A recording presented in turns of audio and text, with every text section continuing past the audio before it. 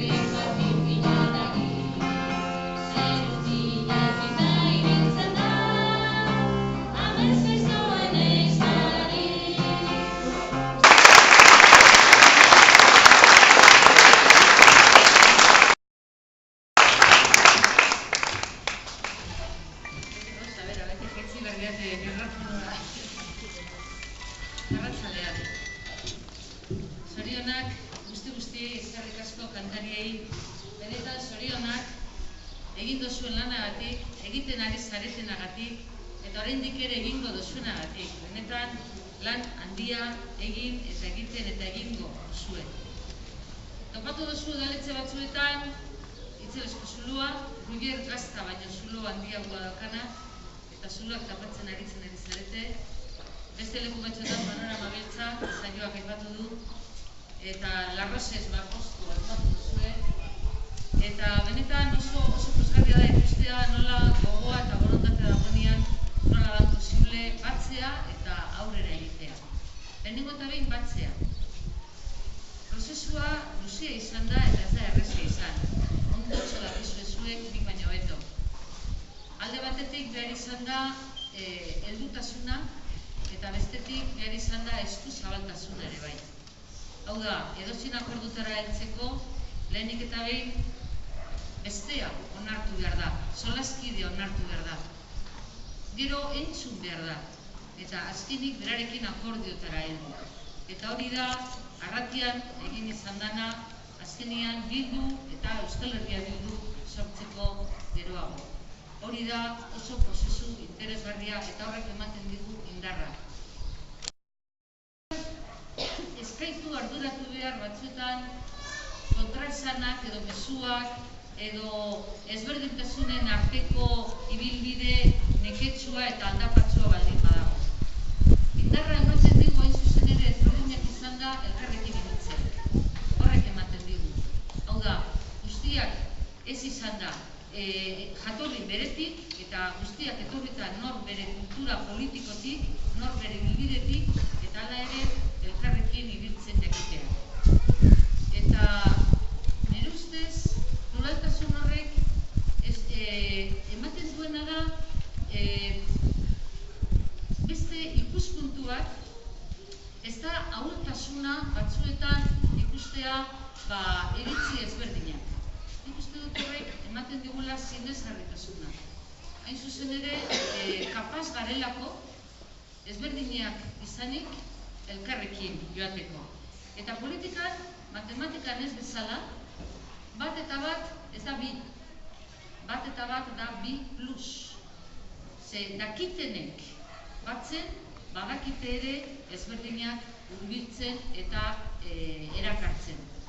Eta hori da, momentu honetan herriak eskertu egiten duena. Hau da, jakitea, ezberdinak izanik ere, kapaz garela elkarrekin lan egiteko, eta horrek sumatu egiten du. Horretara batu egiten da jendea. Hain zuzen ere, saritu egiten delako egindako esfortzua, egindako ahalegina. Mito batzuk jauzi dira, bi urte hauetan, eta egunez egun jausten ari dira. Esate baterako, jauzi da, EAJ kapaz dela akordiora heltzen. Ez da kapaz, ikusi izan dugu, Jaurlaritzan daudenetik. Ez dute bilatzen akordioa, bilatzen dute atxikimendua. Beraiek dutenari elkartzea, baina ez daude prest besteekiko hurbiltasunak edo besteekiko elkarguneak topatzen eta besteekin adostutako bideak egiten. Bilatzen dutena da, beraien bidera hurbiltzea, beraiekiko atxikimendua, eta hori ez da akordioa. Hori mito bat da, orain jauzi egin dena. Jauzi egin den beste mito bat da, badirela kudeatzaile onak, badirela gestore onak. Zer esango dizuen nik zuei, erarruto dakizu hori, primeran ikusi duzu. Ez da egia, ez dira kudeatzaile onak. Ez dira. Hemen txapuza asko egin da, eta ustelkeria txikiak egon dira egunez egun udalerri guztietan. Eta orain begibistan gelditzen ari dira, nabarmen gelditzen ari dira, eta zuek zuen lanarekin lan hori egiten ari zarete. Eta hirugarren mitua da, posiblea dela politika nazionalista bat egitea bakarrik modu batera. Eta hori ikusten ari da ezetz. Badagoela politika nazionalista bat, baina beste modu batera egin daitekena. Hain zuzen ere, orain zuek hemen azaldu duzuen moduan. Modu parte hartzaile batean, modu partizipatibo batean, elkar lana eta auzo lana berriz ere indartuz. Ez bakarrik diru gutxi dagoelako eta guztion lana beharrezkoa delako, baizik eta hori badelako lan egiteko modu bat. Hori badelako gure ADN-en dagoen ezaugarri bat, elkartasuna. Eta norbait ahul dagoenean ez da usten bazter. Lagundu egiten da eta elkarrekin egiten da aurrera. Hain zuzen ere, hori delako ezkerreko, eskuileko eta eskumako politikaren artean dauden aldeak. Eskoiak edo eskumak egiten duena da aurrera egin norberak bere zilborrari begiratuta. Eta ezkerrak egiten duena da elkarrekin joan guztiak batera. Ez da albo batera uzten ahula edo zailtasuna daukana. Eta hori ere ondo erakusten ari zarete Alfus edo Inkoesa edo FSS gatazketan. Hor norbaitek arazo badauka guztio dugu arazoa. Eta oso garrantzitsua da ezkerreko politika hori. Eskumak ez dakiena zer den ere. Ez dakiena zer den ere.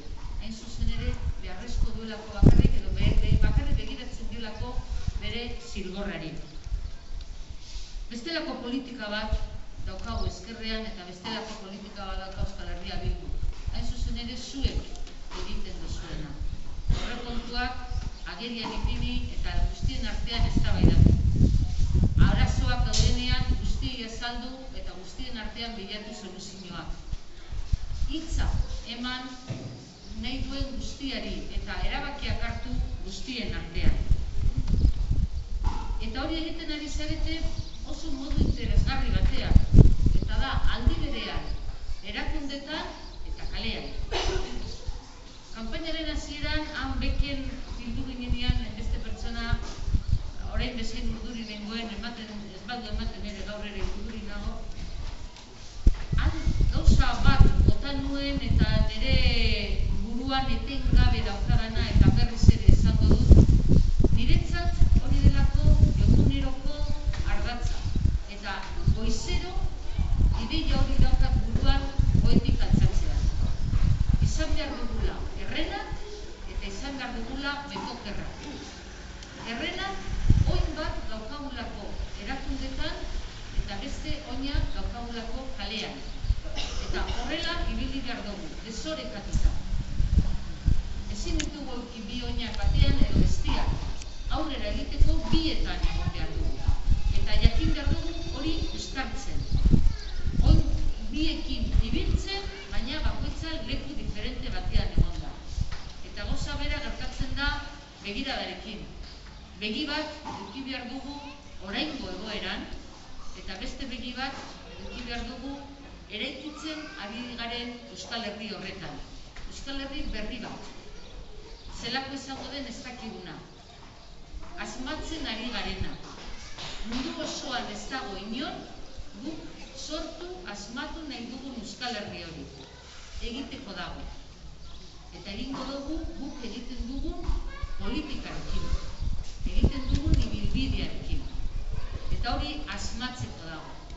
Beraz, begi bat, oraingo egoeran, egoera larria, egoera latza, beltza, eta beste begia eraiki nahi dugun Euskal Herri horretan. Eta eraikiko dugu, eta ikusiko dugu. Eta horrela egin behar dugu aurrera. Eta bitartean, gure programan behin eta berriz agertzen den hitza. Eta hitza da politika transizionala. Hau da, bitartekoa. Batzuetan kontraesanekin, egia da, zaharretik abiatzen garelako. Eta oraindik ere zaharreko gauza asko egin behar direlako. Politika zaharreko jarduerak, kudeaketak, gestinoa. Baina beste alde batetik politika berria, asmatzen ari garen hori. Forma berriak euskana, eta esate baterako forma berri horiek ikusi ditugu estatuari erantzuna emateko moduan Donostiako eta Ondarruko herri harresietan. Erantzun horiek dira forma berriko jarduera, forma berriko politika berriko formak dira. Eta politika zarra ere egin behar izaten da, batzuetan, gure kontraesanekin, Espainiako bandera balkoietan ipini behar ditugunean, udaletxeetan, kontraesanak ditugu, noski, baditugu. Baina hori da ez zuzen ere aldaketa garaian gaudela. Eta badakigu nondik gatozen, baina batez ere badakigu nora joan nahi dugu. Eta bi ardatzek batzen gaituzte guztiok. Bi elementu, bi izar, bi helburu dauzkagu guztiok politika berri hori egiteko. Alde batetik, subiranoak izatea. Subiranoak izateko erabakitze eskubide hori gauzatzea, burutzea, indarrean jartzea. Errealitate bat izan da dira. Eta bigarrena justizia soziala.